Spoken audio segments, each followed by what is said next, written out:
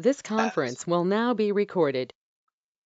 My name is Christopher Monroe. I'm filling in as chair in the chair's absence. I'm vice chair. So I'm calling to order the regularly scheduled meeting of the MRPC. And just to remind everybody that that meetings are recorded to ensure an accurate record of the discussion, and that this meeting is being held under Chapter 2 of the Acts of 2023, signed by Governor Healy on March 29, 2023, allowing local and regional governments to hold public meetings remotely or in a hybrid fashion. Because it's a virtual meeting, all votes will be held by roll call vote, and we encourage you to turn on your camera during the vote if you are able to do so, and also please identify yourself when speaking. All right, so let's jump right into it. So the first item on our agenda is acceptance of minutes from the last meeting. Does anybody have any suggestions or changes to the minutes? I would like to take them before calling for a motion. Just that way we don't have to do a friendly amendment. Oh, actually, we should, before doing that, we should pause for the roll call for tonight. Sorry. Let's go back a moment. Okay, so I'll just call out people and you could just respond. Brian Doherty, MRPC employee. Thank you. I think I heard him say something. I'm Jason Stanton, MRPC employee. Alan Pease. Here. Amber Labonte. Here. Barbara Yoakum. Here. Doug Thornton. Here. And just to clarify, Doug is not a voting member for tonight's meeting. Is that correct? Correct. Okay. Eric Newman. Here. Jeff Tillotson. Tillotson here. Glenn Eaton, MRPC. I'm here. Holly Ford, MRPC. Here. Karen Chapman, MRPC. Here. Christopher Monroe. Here. Mary Jo Bohart. Here. Peter Cunningham.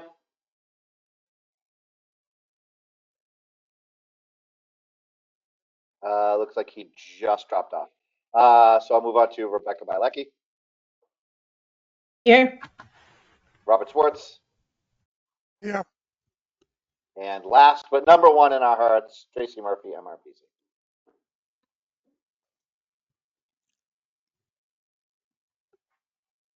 You are muted, Tracy, if you're saying something. Here. Sorry about that. Jason, can you hear me? And I can. Yep. Okay. Yeah. I'm sure you called my name. My microphone wasn't working, but I haven't figured out. Brian Doherty here. Yep. Okay. And I think that is it.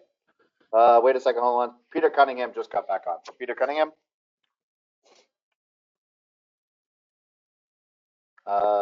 Doesn't say he's muted, but I'm not hearing anything. Give a thumbs up. How about that?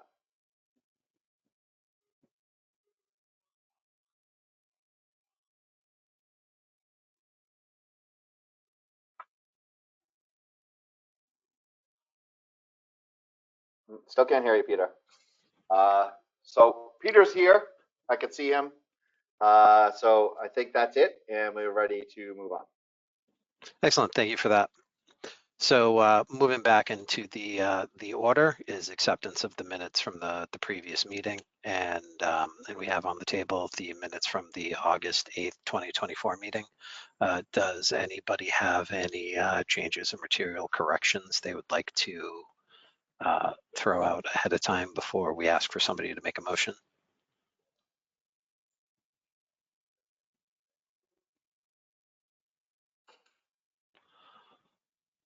All right, well, hearing none, would somebody like to make a motion to accept those minutes? I will make a motion to accept the minutes. Rebecca Bielecki. Thank you. And do we have a second? Second, Alan Pease. Excellent, thank you. All right, hearing a I first will and do the, oh, go ahead.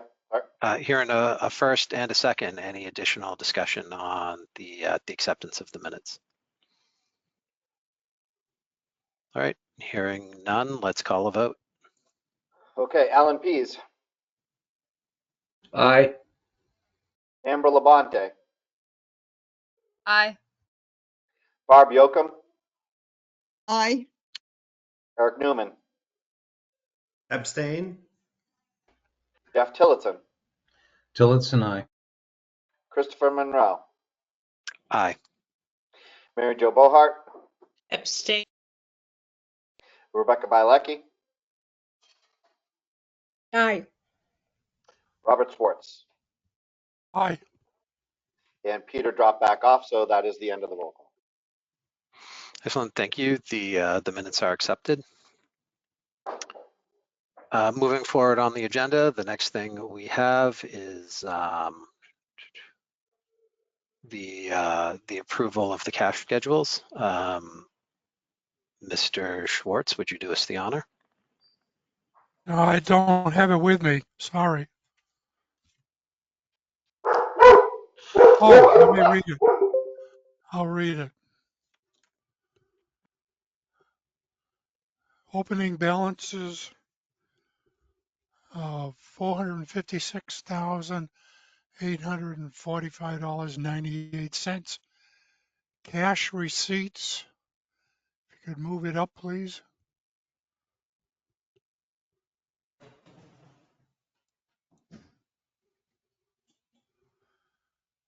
Cash receipts, total receipts, $191,972.93.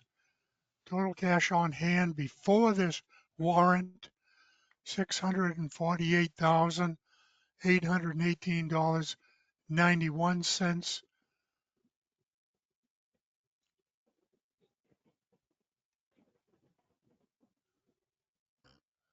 The balance, let's see, less amount of this warrant is $183,229.79.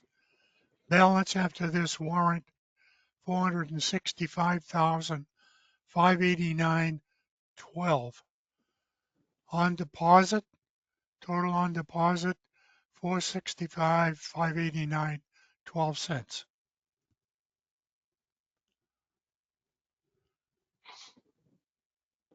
Excellent, That's thank you. my report. Thank you very much. And just to editorialize briefly, so I had actually asked the question, do we have to do this exactly the way that we do? And yes, we do. There is a statutory requirement. So I'd gone down a little bit of a wormhole with Glenn, and thank you, Glenn, for finding the reference for that if anybody cares to talk about it in the future. So thank you for that report.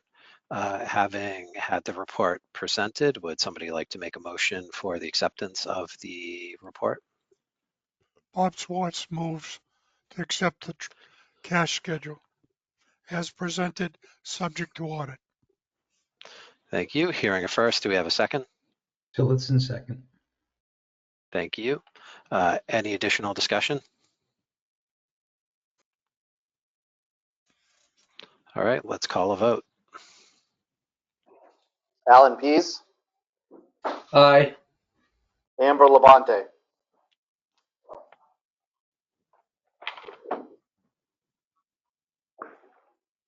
Amber, Oh, yes. Barb Yocum, Aye. Eric Newman, Aye. Jeff Tillotson, Tillotson, aye. Christopher Monroe, Aye. Mary Jo Bohart, Aye.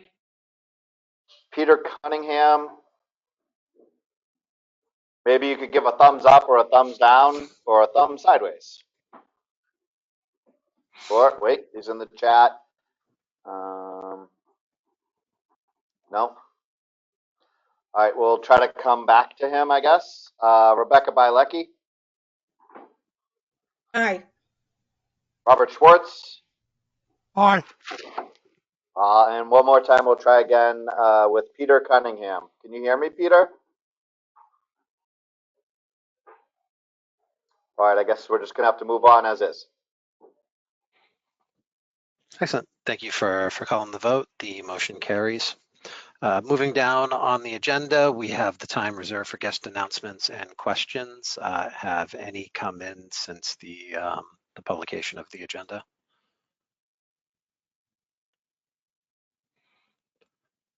All right, so with that not being the case, let's move into administrative matters, and these are going to be presented by Glenn. Thank you, Mr. Chairman. I appreciate that. I do want to highlight under item 5.1, and Jason, I would ask you to pull up, if possible, the very colorful handout that Zach Kay made for the Department of Public Health hearing that was held a couple of weeks ago concerning the then proposed closure of Neshoba Valley Medical Center.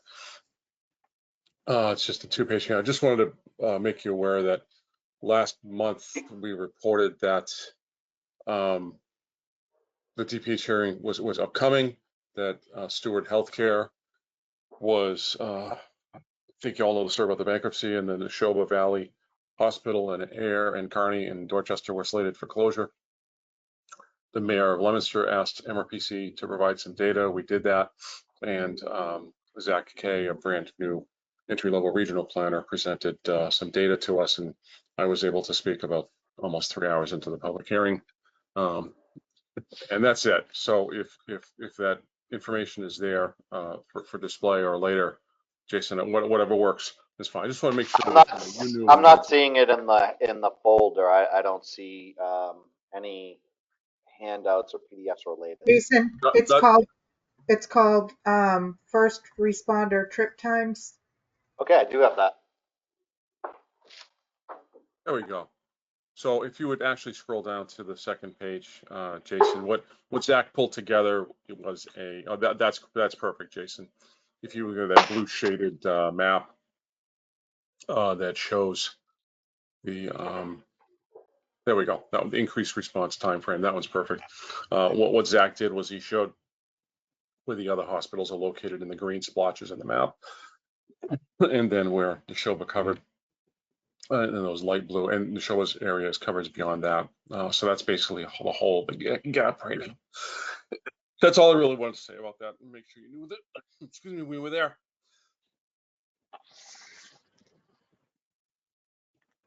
And we can move on to 5.2. Jason, whenever you want to go back to the agenda.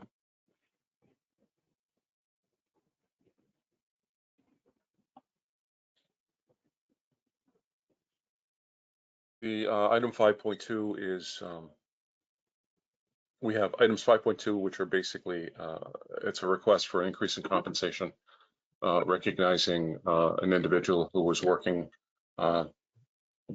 outside of the job description, and by that it's a good thing, meaning they're taking on duties outside of their normal role. The MRPC has a policy that people can earn salary bumps and titles in one of three ways: on the annual budget adopted in June for starting July 1st, and then if things come up during the year, that there are two reasons basically that people have to show that they're working above and beyond, outside of, I call it outside of the job description, where they're taking on other duties. And actually those are the only real two. So the bottom line in this case, Ms. Kayla Kress has been with us for several years. Her start date is in there in the middle of that somewhere. The reality is that you know, Kayla has grown so much that I'm basically requesting of the commissioners that we bump her salary. She's taking on a great deal more than she ever has. She started as an intern, was hired as a full-time entry-level employee, has moved to a mid-level position, plus doing IT. She was promoted to GIS and IT analyst several years ago, and now she's doing more in the Karen Chapman department, I call it, of planning and development, helping greatly in there as well.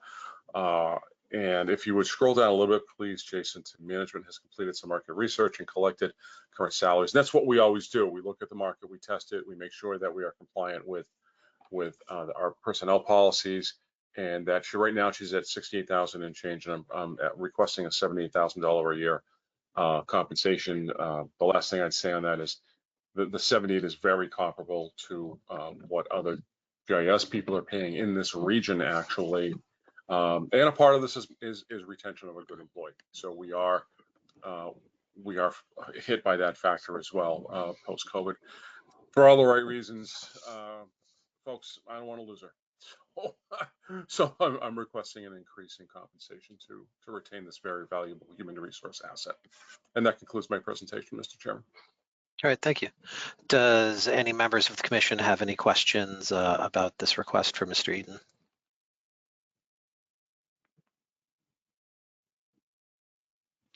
Looked like we had a hand up there for a moment. Yeah, that was Yeah, me. please go ahead. Glenn, do you have an updated job description for her now? Because I think that would be important. And please just throw out your name for the record. Rebecca Bielecki. Thank you. The short answer is no. We will update it, Rebecca. That's a very good idea. I think we have to have in her job description, which is maybe where you're going, Rebecca, I'm not sure, to reflect what she's doing, to basically have it be in parity with the number on the other side of the seesaw. The salary should reflect what she's doing in the job description, but the job description needs to be amended, edited, added to make sure that whatever she's doing now is documented. Rebecca, is that where you're going, or something else, or both? Yes, thank you. Thank you, Ethel. Appreciate your input. Glenn, Yeah, this I'd is also- Mary Jo. Oh, sorry. No, go ahead. Quick question, Glenn. This is Mary Jo Bohart. Will her new role include overseeing, I'll call it maybe entry level, whether it's an intern or others in the GIS side of things? Is that part of, in other words, is she already overseeing some of those younger staff of that, or is that part of what this will become? No, well, actually, no. The short answer is no. There's no one for her on the organizational chart to oversee. However, in those job descriptions, I know in Jason's and I think in Kayla's already, they can oversee interns. Jason certainly as a director has to oversee staff. I do try to add it to other job descriptions of mid-level people that they have the obligation to oversee interns as needed. We do not have any interns or other staff below Kayla on the organizational chart right now. I could also just maybe add a little bit to that. In practicality, from past experiences, when we have had interns, Kayla is usually the one that's directly responsible for training them, getting them up to speed, and working with them to make sure that their products are, complete and up to our standards. She also does training for new employees regarding GIS. There's a certain way we sort of operate. And Kayla usually actually always takes charge of getting them up to speed, making sure that they understand, the standards that we use and how we do things. And she is also, Glenn mentioned that as part of her role, she's grown into helping with some of the more spreadsheet heavy reporting type of tasks and analysis with Karen in the planning department. And as such, she has now, I think, been training Zach Kay, who is the new planner, on doing some of those tasks as well. So she has plenty of experience doing that and will in the future. I would also like to just point out, as a general note, that part of this isn't necessarily that she's doing more in this area or this area. It's simply her increased workload in the IT department.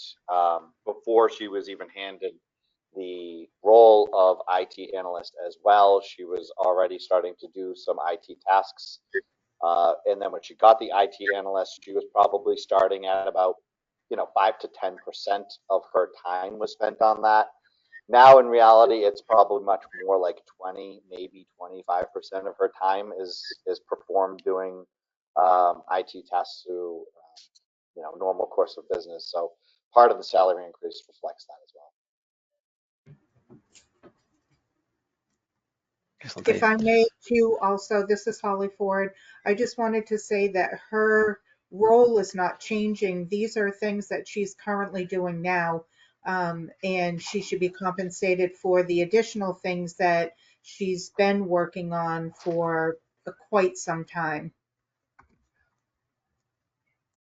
And this is Barbara Yocum, Commissioner from Shirley. I would just like to add that I did have occasion to work with Kayla. It's been a couple years now, but she was great. She was always helpful, always available to answer questions, and I'm happy to hear that she's progressing. And also, just as an aside, we went from 5.1 to 5.2. I have some questions about Neshoba Medical Center. If we could loop back to that after this vote, I'd appreciate it. Sure. Okay, thanks. Additional questions? I'll make a motion to approve the increase. Excellent. Having a motion, do we have a second? Second, Barbara Yocum. Excellent. Having a first and a second. Any deliberation or discussion? Hearing none, let's call the vote. Okay, Alan Pease. Aye. Okay, and then I'm told that Amber doesn't vote because the official member is here. Is that correct? That's correct. She's an alternate. Okay.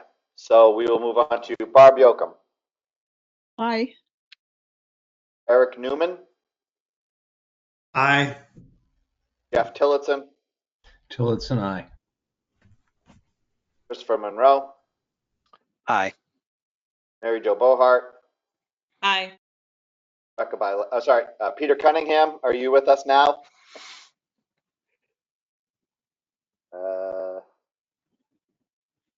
Can you hear me, Peter? No, I think he's still trying to connect. So moving on to Rebecca Bilecki. Aye. Robert Schwartz. Aye.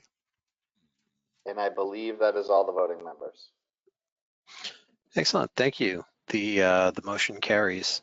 So If I could just briefly say thank you very much. Kayla is an amazing employee. She's an amazing person.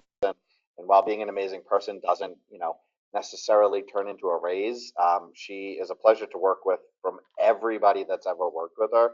And she's an incredible asset to the MRPC, and I'm very happy that we're able to retain her. Thank you. All right, so let's, there was a request to return to 5.1 for additional discussion, so let's do that. Thank you, Barbara Yocum. So I've had occasion in the last month with both family and friends, 3 visits to Neshoba Emergency, 2 for stitches, 1 for 6 broken ribs. Losing this hospital is going to be huge for this area. I've been trying to keep up with it in the press. There's been a lot, but I am unclear on where do we go from here. Is this it? Done? Is it going to become sold off and become affordable housing? What are we looking at here in the future for this facility? I'm sorry, Barbara, go ahead. No, I'm done. Thank you. Okay. I have a very little information. If other people have more, and I'm going to ask Jeff Tillotson if he has more, because he's been staying on top of this. So I'd like to turn it over to Jeff in like 30 seconds. From what I recall, the governor's office did make a statement that they're working to find an operator, but that operator obviously wasn't found before for either Kearney in Dorchester or Neshoba in Air before the closure deadline of basically a few days ago. If I understand correctly, because I did do some research earlier in the week on this issue, that effort is still ongoing. We all know. I mean, there was a nursing supervisor of a department that called me about 3 weeks ago, and she said, "Look, bottom line here, people will die because the ambulance rides will be longer to other facilities, and in those, I think 17 communities, give or take, they won't have that midpoint of Neshoba. They're going to have to go basically to Emerson and Concord and Leominster and Gardner and other points around the map. So this is a significant issue. At the public hearing, there was a great deal of, I will say, consternation directed at the administration, the leadership of the state for, not declaring a state of emergency. So that was public documentation. That's what they said. And I'd like to ask Jeff. Jeff, could you chime in, and anybody else through the chair, on this issue about, maybe if there are next steps. I think the last thing I would share is I did read recently that the state or someone was going to stage a couple of ambulances at that emergency department, take people elsewhere so you could go there. But I really want to give it over to Jeff, because Jeff stays on top of this, I think, every minute. Thank you, Jeff. Thank you, Glenn. Agreed, Barbara. It keeps me up at night. I took a couple days off on the Cape in the middle of lying on the beach. Someone approached me and asked me about it, and I was out in Wellfleet. I know nothing more than anything that's been spoken right now. The ambulance are being stationed at Neshoba Valley Medical Center. There are 2 ambulances there in case somebody shows up for emergency and needs to be transported. Air Police, along with, we're in a mutual aid dispatch situation with Groton and other communities around us. And so when somebody has to be dispatched to another hospital, they're doing their best to get them there based on the condition of the what the person needs, pick the right hospital, get them there, and also call ahead and see where they are. It's a huge change. Barbara, I was in the ER 3 times in the last 7 months, 2 broken bones and anaphylactic shock.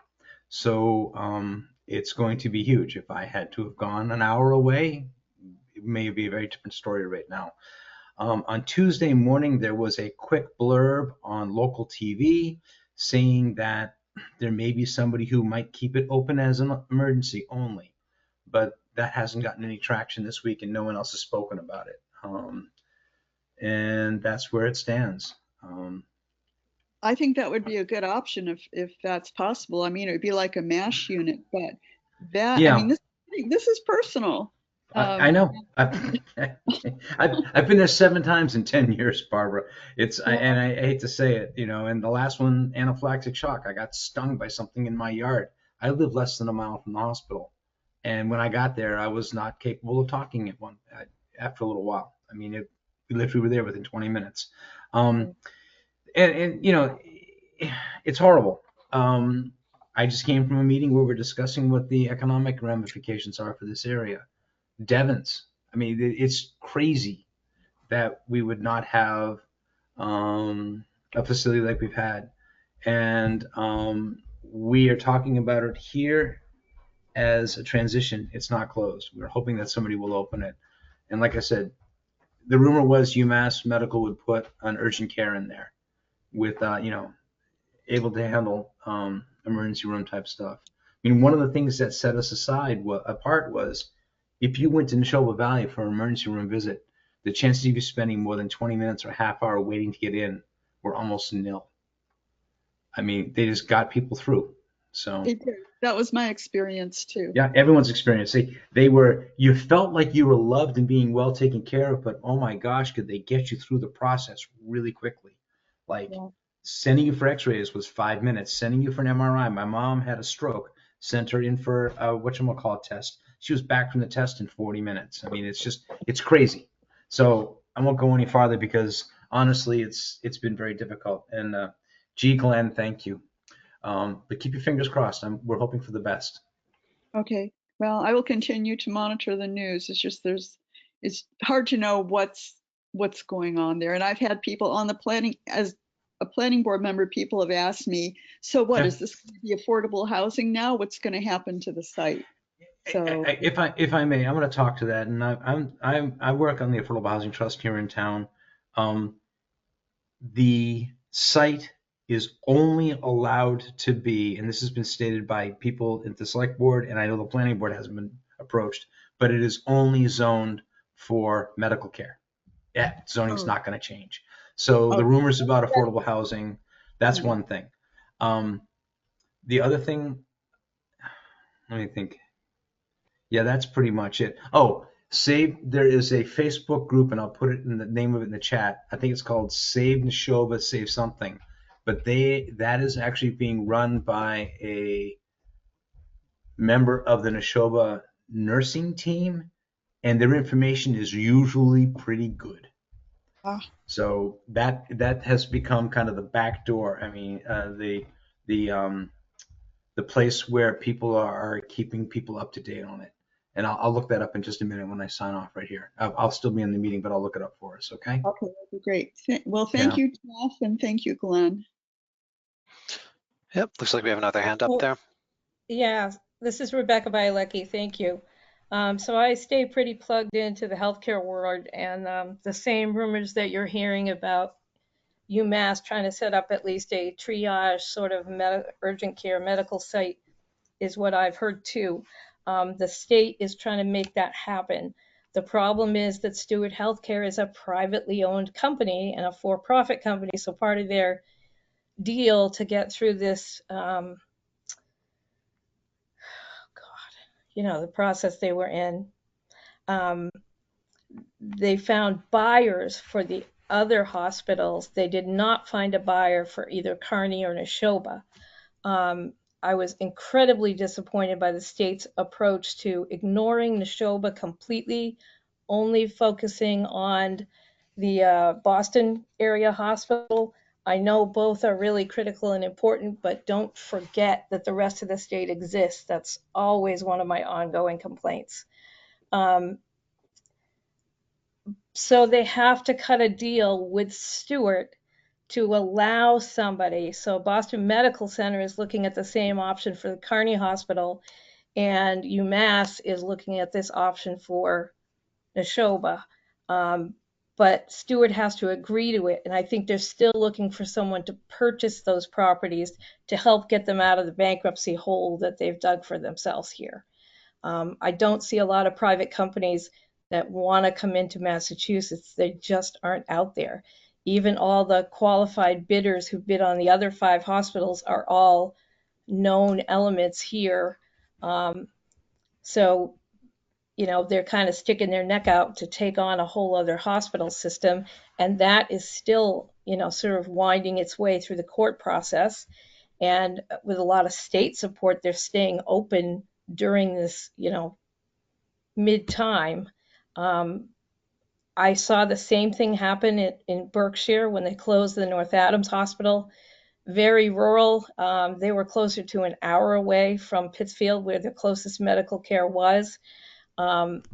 They did get successfully opened an emergency department first, and then they grew it from there, and then Berkshire Health took it on as a full hospital site.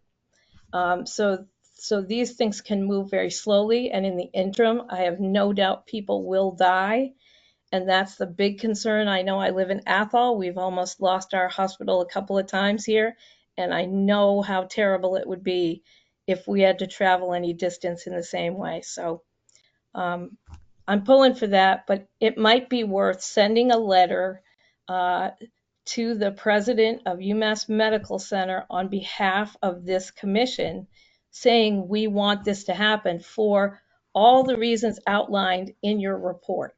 All of the economic reasons, the job loss, saving lives, all of the medical care, say, hey, we want to work with you to have something happen here. If you have a lot of community pressure, that certainly helps. That's it. I'll get off my ranting tree. All right, thank you. Glenn, do you have any thoughts or response to the suggestion there of sending a letter on behalf of the commission? I wanted it to happen organically. I didn't want to suggest it, and that's exactly what I'll do by Monday. We will collect data. We'll solid data. We'll go to our own data that we collected. Rebecca, thank you. If you feel that letter should go directly to UMass Medical, thank you, Rebecca. I appreciate that. If you have any contact information, we'll get the letter into the right hands. The letter, I believe, should be CC'd. It should go to the governor's office. It should go to DPH. It should go to our legislative delegation as well. We should, from my point of view, I think this is the most significant thing that's happened in the Montechusett or Greater Montechusett region in 25 years. So I think, we have to say something. This is just a tremendously horrible situation for all parties, and I'm seething inside. I'm in a public meeting. I'm going to be politically correct and careful, but I am not happy about this at all. And Glenn, if I may, Jeffrey Tulitz again speaking, and Barbara and other people, I just posted in the chat the link. Ayers town website has is offering a resource guide. And so there are letters here, letters from our Board of Selectmen, from our chiefs of police, fire chief, stuff like that. Every other town around here has done similar letters and stuff, and even Devon's Enterprise. Neil Angus at Devon's Enterprise, I don't know if Neil's with us tonight, wrote a great letter I saw not too long ago that outlines this. So it could be something to, Glenn, I appreciate how you said it. It makes me screaming mad that our populations and our area has been exposed to this type of possible tragedy. So I'll leave it at that. We could talk on that on this one. Do we want to have a motion to specifically authorize Glenn to write the letter as mentioned, using the positions as stated by the commission at this meeting and at previous meetings, and sign it on the commission's behalf? I will make that motion. Excellent. Do we have a second? Just real quick, Peter Cunningham has his hand raised, so I think he's back in now. Yes, hi, can people hear me? Yes, we can hear you now. All right, I've been, the past half hour, I've been struggling to get into this meeting. I have technical issues on this end. I had a visual, but no audio. So I'm just getting in now. So is this related to the Neshoba Valley Medical Center closure? Yes, it is. Okay. And is it the motion before the commission, is it to, I guess, express our extreme dissatisfaction with the fact that it closed and the lack of the Healy administration, I guess, to act affirmatively to try to keep it open? Yes, correct. Okay, I'm in 100%. I think Ralph De La Torre was probably messing with my computer, which is why I couldn't get in. All right, so we have a motion on the table. We're looking for a second. I'll second. Excellent. Hearing a first and a second, additional deliberation and discussion.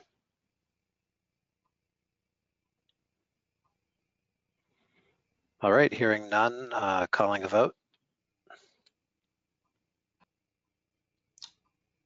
Cunningham, aye. Hold on, I will do the roll call. So Alan Pease. Aye. Barb Yocum. Aye. Eric Newman. Aye. Jeff Tillotson. Tillotson, aye. Christopher Monroe. Aye. Mary Jo Bohart. Aye. And Peter Cunningham. Yeah, Cunningham, aye. Rebecca Bielecki. Aye. And last but not least, Robert Schwartz. Aye. Excellent. Thank you. The motion carries to authorize Glenn to send a letter to the parties we discussed, specifically relaying the position of the commission and consistent with our discussions at this meeting and our previous meetings on the topic. All right, so that was, I believe, a pretty productive step back. So let's step back forward. So we did 5.2, so we're moving into 5.3. So turning the floor back over to Mr. Eden. Thank you, Mr. Chair. 5.3 is about requesting a proposal for promotion for Christopher McNamara from fiscal assistant to fiscal manager and a corresponding increase in compensation. It's very similar story, however, slightly different in that we're in a different department. So Linda, Holly, and I met amongst ourselves also with Christopher. We call him Mac in the office, so I'm just going to keep calling him Mac, just so you know who I'm talking about. Mac came on board in May of 2021. He has shown great diligence, leadership, initiative in his work. He really is a tremendous asset to the organization. Bottom line is, this is a guy that's doing well above and beyond the call. It's an entry-level position he has, fiscal assistant. Bluntly, folks, that's like a bookkeeper position, and he's helping Linda with preparation of audit tasks. And I would ask Linda to chime in if she wants to. I'm going to make this quick. He does a great deal of work in his position. He's deserving of a promotion. He's deserving of more compensation. He has risen above his job. We also have a parallel issue where Linda will be, and I'm going to be very careful with my words here. Linda will be retiring on Halloween. Why Linda Quinlivan chose Halloween, there's probably a message there. I'm not really sure. Linda's laughing at me now. But that aside, we will follow our policy. We have an internal posting policy. If we don't find someone internally, then we go for external policy as well. But Chris at fiscal assistant is not, he doesn't have the right title. So we are proposing a promotion for him to fiscal manager. For the organizational chart, the fiscal director is Linda Quinlivan. So we're basically recommending a boost for him in titles and a boost for him in compensation. Thank you, Holly, for putting that in the chat for me. So Jason, would you scroll a little bit so I can see the rest of that management recommends paragraph, and then probably the resolution is just below that.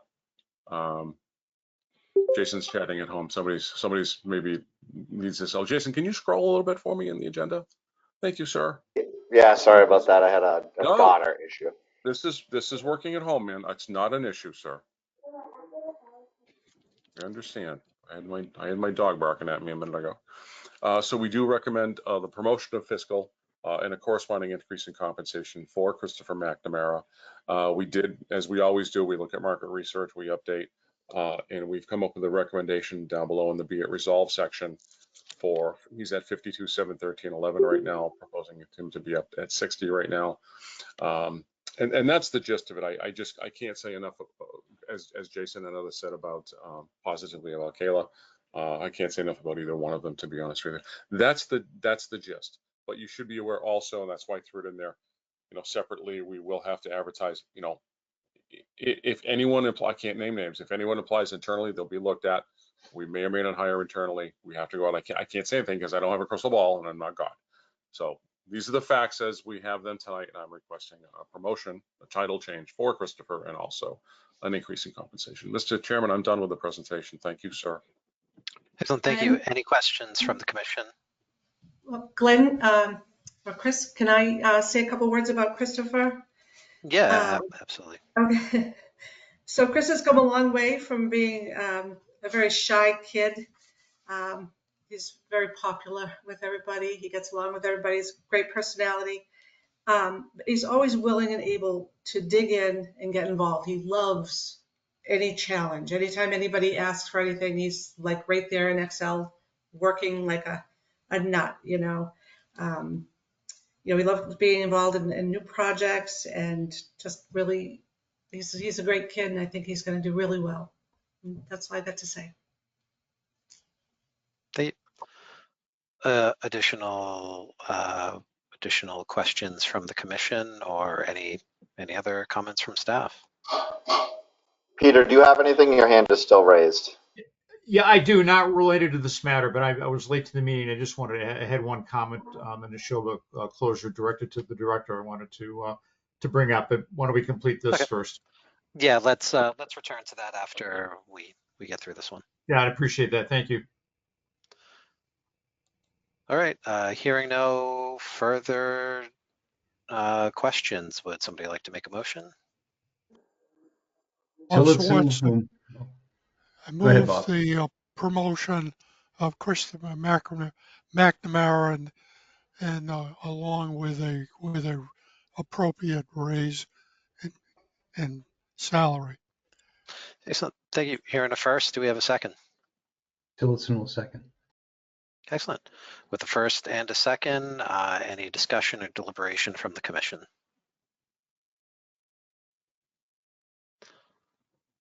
All right, hearing none, calling a vote. Alan Pease. Aye. Barbara Yocum. Aye. Eric Newman. Aye. Jeff Tillotson. Tillotson, aye. Christopher Monroe. Aye. Mary Jo Barhart. Aye. Peter Cunningham. Cunningham, aye. Rebecca Bielecki. Aye. And Robert Schwartz. Aye. All right, thank you. The motion carries. So we had a request to return to item 5.1, so let's do so.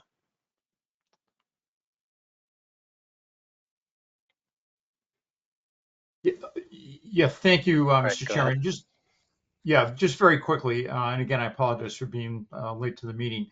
I just wanted to commend Glenn and staff at MRPC for the document they prepared for that public hearing, which I think spelled out pretty clearly to the Department of Public Health and Dr. Goldstein, who was there as commissioner, what the impact of closure would be. That was hard numbers, and that was good information to have. So I really appreciate that effort and that information being made available for the work that staff did in putting that together. That's my only comment. Thank you. All right, thank you. Thank you for that comment. And I'm sure, as everybody knows, Glenn is available to talk about anything that you would like to potentially see in the letter to UMass and to the administration. So feel free to reach out to him, anybody who has particular interest. So moving back to the agenda, we have other administrative matters. Do we have any other administrative matters? Mr. Chairman, I have none unless the commissioners do, or staff, department heads or anything. I'm all set. Thank you very much, sir. Thank you. All right, hearing none raised, let's advance to department updates. Glenn, would you like to kick this one off with the discussion of the mapper?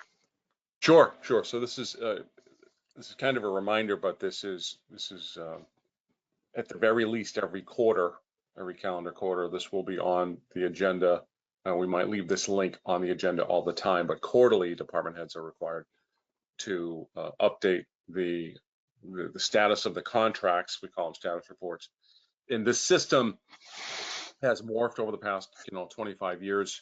I will say that right now, what department heads are required, and they can delegate to their staff if they have like a couple of employees and they're in charge of a couple of contracts for multiple communities, then the staff will get them to be able to upload status. So you should be able to go on online at that link, click on your town or anybody else's town in the green dot, say, okay, what's going on in my town with a transportation project or a planning development project. And there are so many. We have, again, never had so many contracts, projects in the last quarter century. Yes, that came out of COVID, a lot of funding, a lot of planning money is available. The reality is that there's a lot going on. And in defense of the staff, we've been struggling with having a seamless way to, kind of expedite our status reports. When I started in 1999, we had to write the status reports. The agenda was about 20 to 25 pages long. And then we were required as staff to stand up and read what we had typed. Today, we've gone through, a lot of changes. I would say we're just trying to do a real simple, short, simple, sweet. I tell the department heads, look, 1 to 3 sentences is all we need, really, at max. And we're talking about asking people to put in, the departments to put in an Excel spreadsheet format, update the thing, update it every three months. If you commissioners, local officials, go to this link and something is there and you want to learn more, as Jason is very kindly hitting a dot for a community right now. I don't know which it is, but the bottom line is you can go there and see what's going on. And that project that's right now, he's displaying on the screen, has been completed as of 9/29/2023. At least you can get an idea what the heck's going on. We're not at the granular level of the pothole level of what's going on with a street. No, but we are trying to make sure that we are reporting regularly. That's all I really had to say about this. And if any commissioners had questions about projects in their town, this is the night to do it. Every public meeting with us is a night to ask, and quarterly, hold us to our feet to our fire, and quarterly we'll make sure that these things are updated. The last thing I'll say, and then Jason, if you want to chime in on any of this, or a department head, Brian or Karen, that's fine. But there are a couple of pink or red stars that say MRPC kind of in the middle of the map. They're kind of below Westminster and Leominster. And I think those are region-wide projects. I will conclude there, turn over to Jason and ask the department heads if they want to chime in, turn it back to the chair after that. Jason, do you have anything, sir? I'm muted. No, I don't have any updates other than what's on this app at this time. Glenn, this is Barbara. Do I understand this is public information? It's available on your website to anyone who wants to look at your website? Or This is public facing. If you're in Antarctica or Shirley, you can look at this website. Okay, and what where do we find it on the menu of your website? Just a Jason question. Okay. So if you just go to the main website under announcements, which automatically pops up, right now currently it's the second one down, MRPC current project status app. Okay, so we have to And go that to is, announcements. Okay. it's up when you go to the MRPC website. That's the first thing you'll see that pops up. You'll have the upcoming meetings over here. You'll see announcements is already highlighted, and it's right in that block there. I will also just drop it right now in. Oh, sorry, I sent that just to Glenn. Everyone. I assume that will There's the app. eventually have its own tab, current projects, rather than being a pop-up. No, it's always gonna, you mean here? It's always gonna be here because this is separate from the Mr. Mapper site. So there's always gonna be a link from here for people to be able to access it. We also put it in the meeting announcement as well. So if you go to the commission meeting, you'll see current projects listing Mr. Mapper application. You can go there. It's also listed at the very bottom here of each of the meetings. Okay. Okay, thanks. Yep. Great. Excellent, team. Any other questions on that presentation? All right, moving down the list of department updates. Hi, this is Eric Newman. Sorry, I had my hand up. But sorry, go ahead. On Mr. Mapper, is there a way to get more information about, like I clicked on the 2 for Sterling, for example, and the project names are not meaningful to me, and I don't understand how to get more information about the thing. Do I have to call the contact person, or can I somehow look something up based on the contract number, or what? Yes. So yeah, so you just contact me for that. You give me a call. That's actually, it's listed as me, but it probably should be Kayla. Yeah, you go through whoever. So in this one for here, I don't know why it's just called Sterling. Maybe somebody just MBTA Communities Assistant, call Jeff LeGros, and he will be able to provide more information. All right. Looks like there's actually a third one, another DLTA. And if I may, that's our intention. If you have a question about a project, there's not enough. We could put gobs more information here, but the reality was I wanted something that was quick, interactive, to give you a title of a project, ideally a deadline, and a person that you can email, contact, or call right away for anybody, a public official, a non-public official, whatever. So you have a name and a phone number and an email address, because you're going to want to learn more. So please, contact that person directly. I will say this, and I'm not trying to get out of working, the least useful person to contact is me, because I don't run a project every day all the time. And so please feel free to contact those people. And if for some reason we're having a communication difficulty and we're not getting back to you within a business day, which really should happen, and if someone isn't, then they're on vacation or they were out sick or something, obviously. It's tough to get somebody to respond on December 24th at 3 p.m. But we will get back to you. So please contact us and hold our feet to the fire on the communication too. But that's a great question from the town of Sterling, and we appreciate that. Excellent, thank you. Any additional questions on the presentation?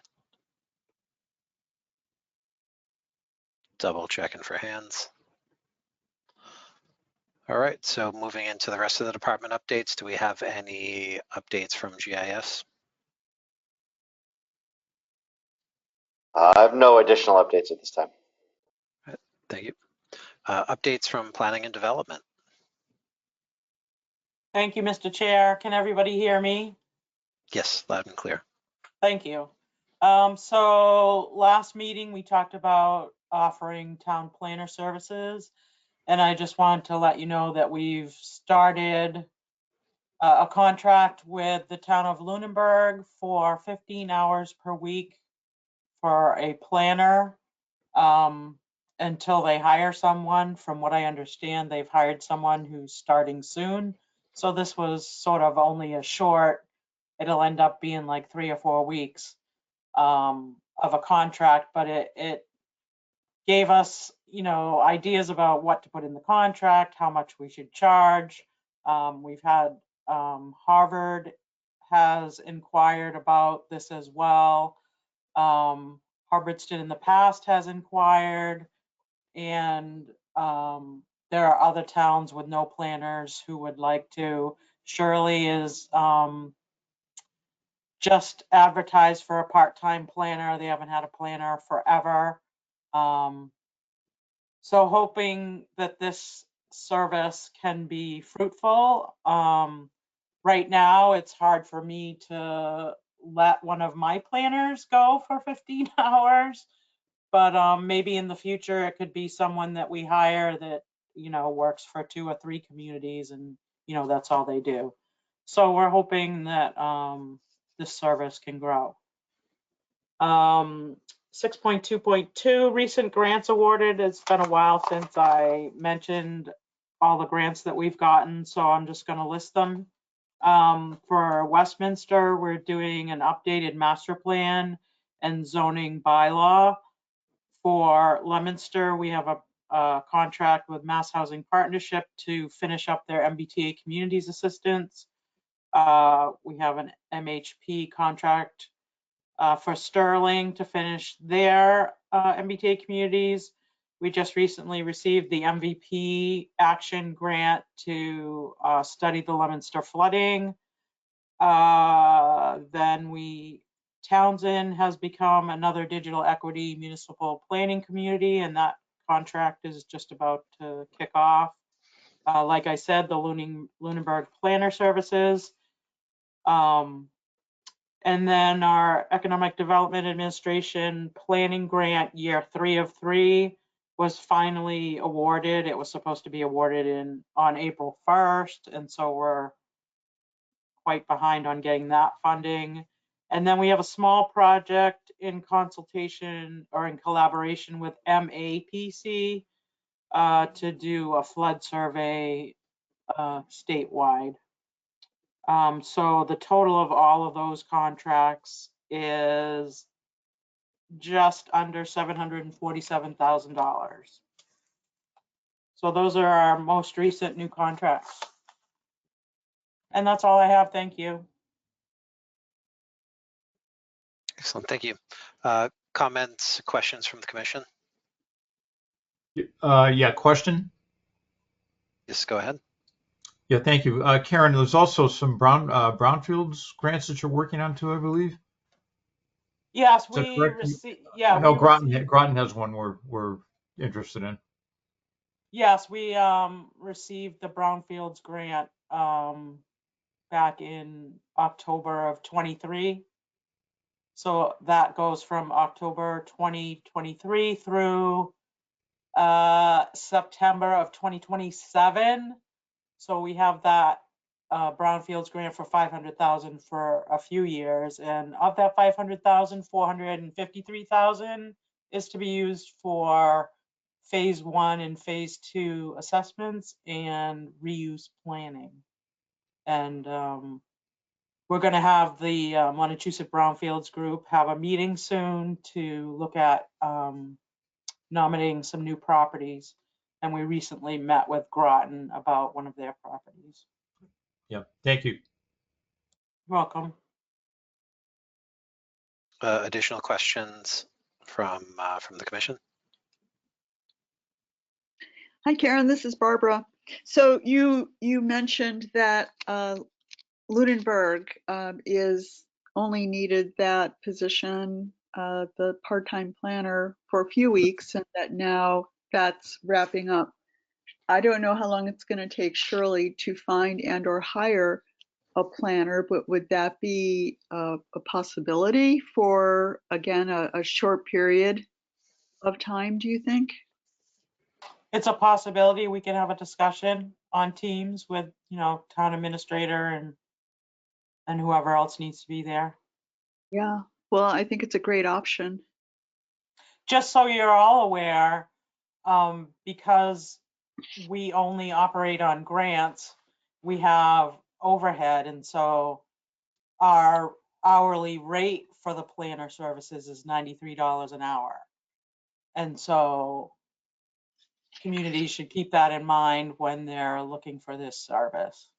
Oh, well, okay, so I think that the position that we're looking at came in at a, what do you call it? It's an 11, a step 11, whatever it is, it's an 11, which tops out at $39 an hour. So I think that would probably be a non-option for Shirley. I mean, in Lunenburg's case, they hadn't had anyone full-time for over a year, and so they had money in their budget to fill the gap. Yeah, okay. All right, well, that was a good reality check. Thanks, Karen. You're welcome. Sorry. After Karen's done, I just want to add to this. Go ahead, Karen.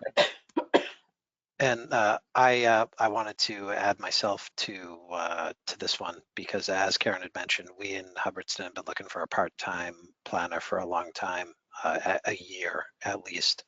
And the challenge we ran into is we ultimately only really need somebody for like 10 hours a week.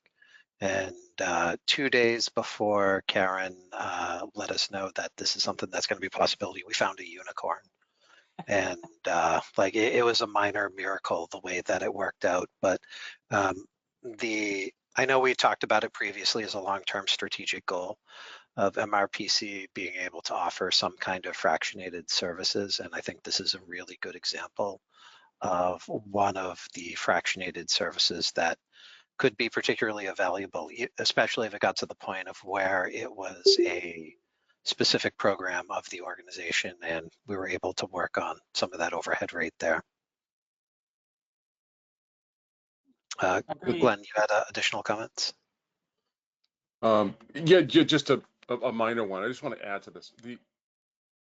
So I've done kind of both sides of this. We're running an agency that has an overhead rate that's fixed every year, and it is what it is. The difference between an RPA, a regional planning agency, and a community is that our overhead rate is calculated within our billing rate. So we're like a public sector contract shop. That's how I explain it to a lot of people.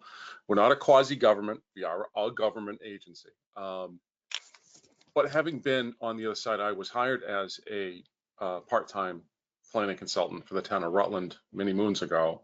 And what the town of Rutland did and does still is they operate off their own receipts. They have a revolving account or enterprise fund, whatever it is legally in the town meeting. I always forget. So I apologize if I'm using the wrong words. But they have fees that are paid from developers into the planning board coffers. That's not in the general fund.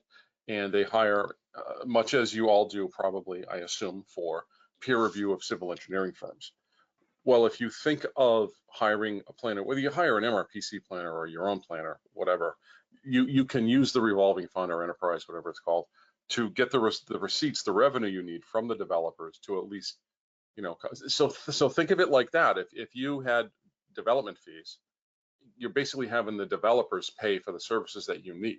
So I think a lot of planning boards bluntly are used to engaging the civil engineers for peer review, but you can also then engage a town planner type of a person, a planning consultant, public sector or private sector, to do the same thing. It's the same thing. You're going to issue a 1099 to somebody, but you're going to operate off your own receipts.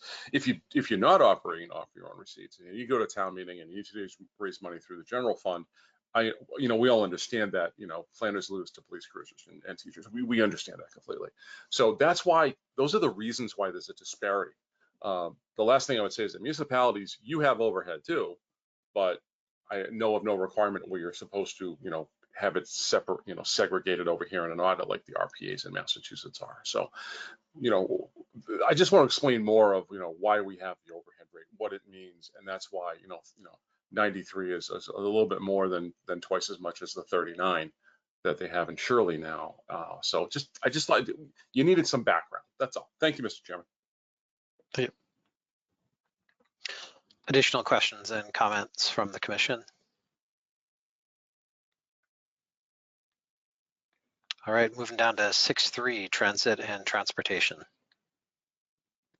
Yeah, I just wanted to make a quick mention of a study that's out for public comment, the Northern Tier Passenger Rail Study, and I just put a link in the chat box. This is a feasibility study that was conducted by Mass DOT. It's currently out for public comment until October 12th. We worked in the working group to this study the last few years. So we sort of served as almost an advisory role in the transportation department. Basically, it looks at extending passenger rail service through the Fitchburg line from Fitchburg all the way out to North Adams. That last existed back in the 50s. As I mentioned, it's up for public comment. We're actually going to be having a presentation on this at our MPO meeting on the 18th. That's currently on the agenda. We don't know if we'll make an official comment on the study during the comment period, but we're encouraging everybody to look into it and make a comment. As I mentioned, we were involved with the working group, so we've been sort of following along the process. Again, on the 18th at our MPO meeting, we'll have a full presentation on this study. So I just wanted to make mention of that. Thank you. Thank you. Any additional comments or questions from the commission?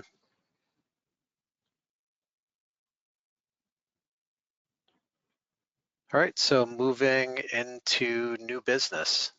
So this is also our open session. If anybody has anything that they would like to bring up about things that are super interesting that are going on for them or issues that they're tracking.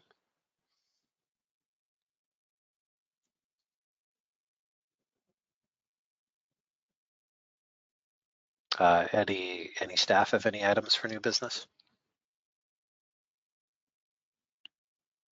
Not from me. Thank you very much, Mr. Chairman. And thanks for pitching in for Laura tonight. Oh, no problem.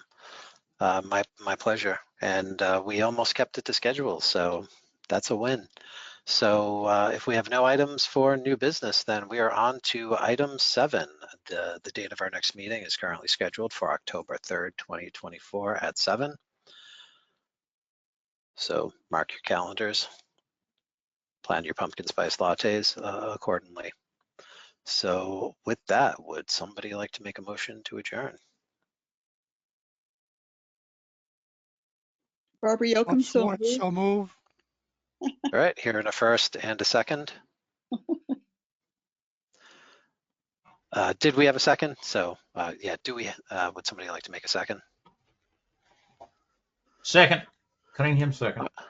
All right, so it's non-debatable. Anybody have any objections?